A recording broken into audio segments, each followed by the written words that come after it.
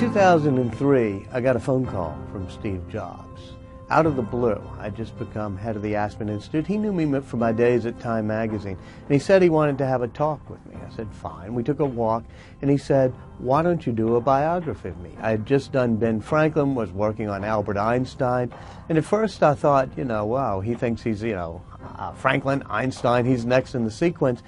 And I said, you could be around another 20, 30 years. Why don't we wait until you retire? And then over the years, he talked to me a couple more times. And finally, I realized that, he was sick and worried about how long he had.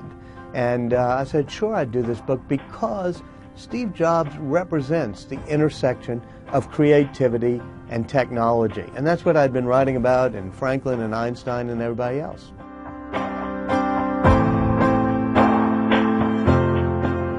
Steve Jobs always is able to be very persuasive, and the people at Apple used to call it his reality distortion field. He'd say, we have to finish this project by the end of next month. And they'd all say, no way. And he'd say, yes, it can be done.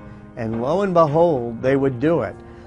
He was pretty good in working with me on this book because he said, I'm not going to have any control. It's going to be your book.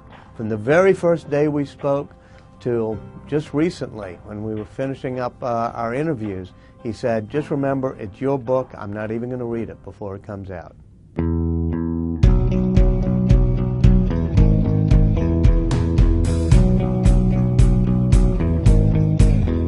When I started writing this book, I told him, I'm going to have to speak to not only your friends and colleagues, but also enemies and people you fired and former girlfriends. And at first, I don't think he was all that comfortable with it, but as I started doing my interviews, I soon had interviewed more than 100 people he had dealt with.